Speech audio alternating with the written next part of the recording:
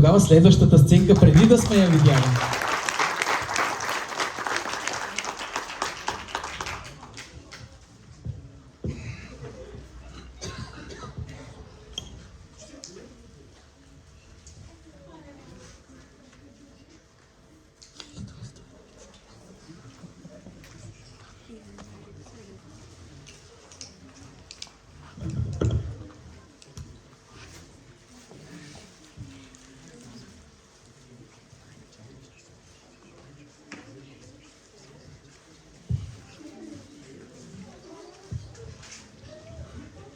Искам да направя едно кратко представяне, какво ще видим.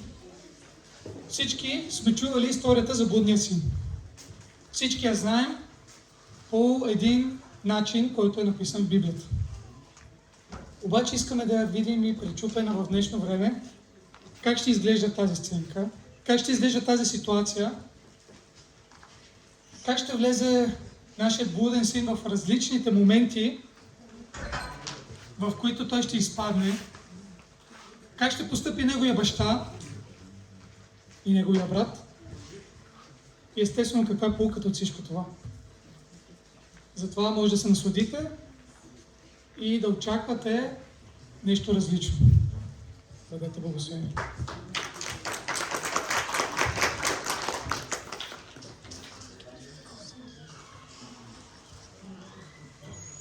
Един баща бил много богат.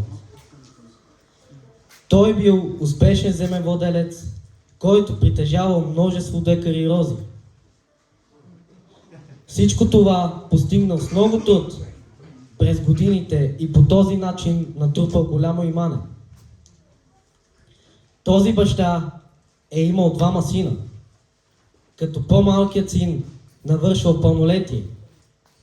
Малко след като навършил пълнолетие, синът отишъл при баща си, казвайки му: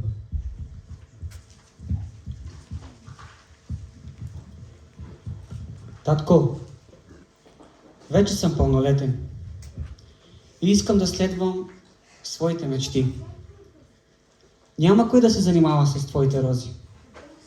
Кой ще се занимава да копае, да кастри, да полива? Това са отминали работи. Ще замина в Англия. Там ще уча, ще стана голям човек. Но за целта ми трябват пари. Дай ми дел от наследството, който ми се полага сега. Няма кой да те чака да умреш. Сине, помисли внимателно какво казваш, защото това е много отговорно нещо. Там ще си сам, ще си далеч от семейството си, ще си далеч от мене. Тук имаш сигурност, имаш защита, пък и имам нужда от помощ за бизнеса с рози. Един ден ще го оставя на теб и твоя брат. Не ме интересуват розите ти или бизнеса ти. Аз имам свои цели. Ако си баща, ще ми дадеш моя дял. Почакай и ще видиш какъв ще стана. Няма да ме познаеш. Въпреки тревогите си, бащата угодил на своя син, давайки му неговия дял от наследството предварително.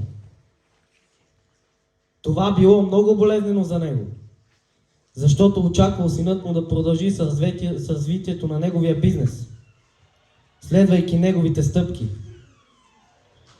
Нищо такова обаче не се е случило, а точно обратното. Малкият му син искал да го остави, заминавайки студена Англия. Така, малкият син се оказал с тлъста пачка в ръка и с желание за живот. Той събрал багажът си, купил си билет първа класа и заминал за Англия. Там обаче нещата се развили по различен начин. Той толкова бил усебен от това да живее охолно, че забравил неговата цел, която била да учи. Той наел най-скъпата квартира, която можал да намери, казвайки си: Трябва да ми е удобно. Трябва да ми е широко. Ще си каня гости. Искам 100% лукс. Все пак го заслужавам. Не съм кой да е. Така ден след ден той свикнал с околния живот. Живеел си царски, забравяйки, че малко по малко той профуква наследството си. Не след дълго се запознал с тамошните англичани. Те видели, че той има пари и затова му станали най-добри приятели, карайки го да затъва все повече.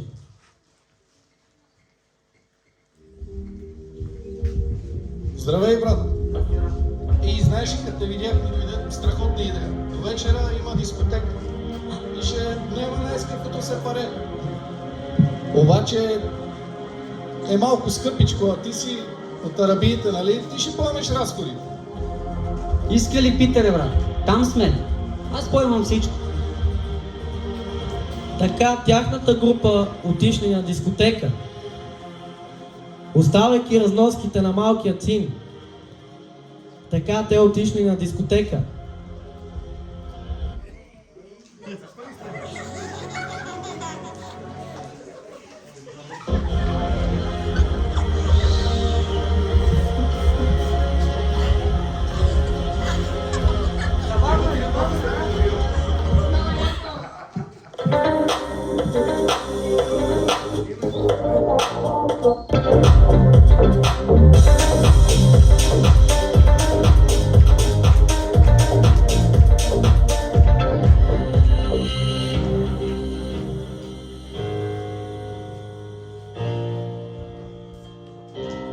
Брат, искаш ли да питаш тази водка? Много ще ти хареса. На здраве! Блудният син си взима и на бялата му буза се появява петно. Искаш ли да пробваш този балон?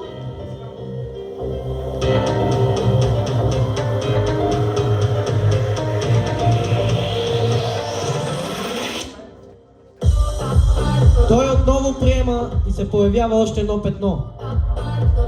Зашеметен от балоните, той поискал нещо по-силно. Тогава те му предложили наркотици. И на бузата му се появява петно.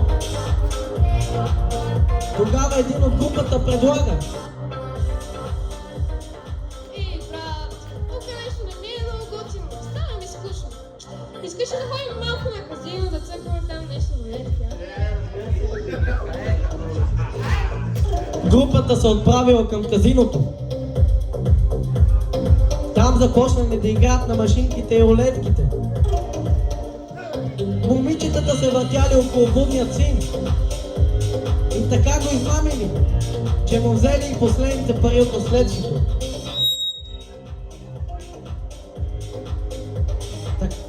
Така блудният син останал разорен. Не само, че останал без пари, а и опорочен от всички тези грехове.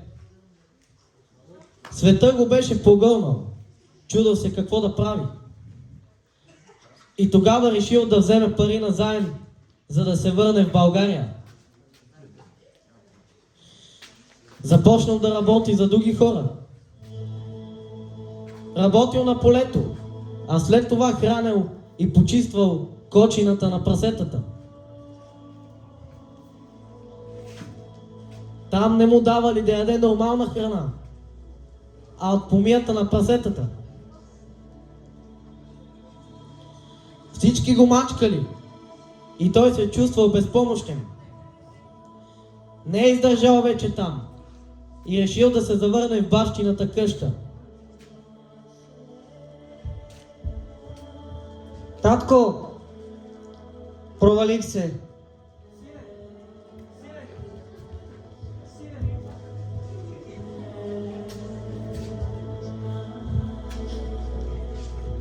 Не заслужавам твоята прошка. Загубих всичко, за което си се борил толкова години. А аз за няколко месеца разпилях всичко. Нямам и следа от наследството, което си ми дал. Не трябваше да те оставям. Сега разбрах, че при тебе е най-доброто място за мен.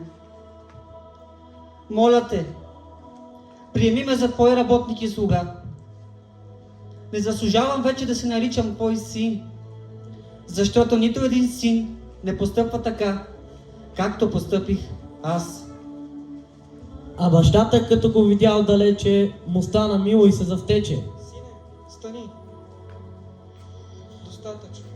Слуги, донесете му костюм и риза. Давам му власт. От днес той ще отговаря на пазара за международните страни. За розите, да. И резервирайте в ресторанта. Изпечете най-хубавото агне, защото днес ще празнуваме. Моят син се завърна. Беше мъртъв и оживя. Беше изгубен, но се намери.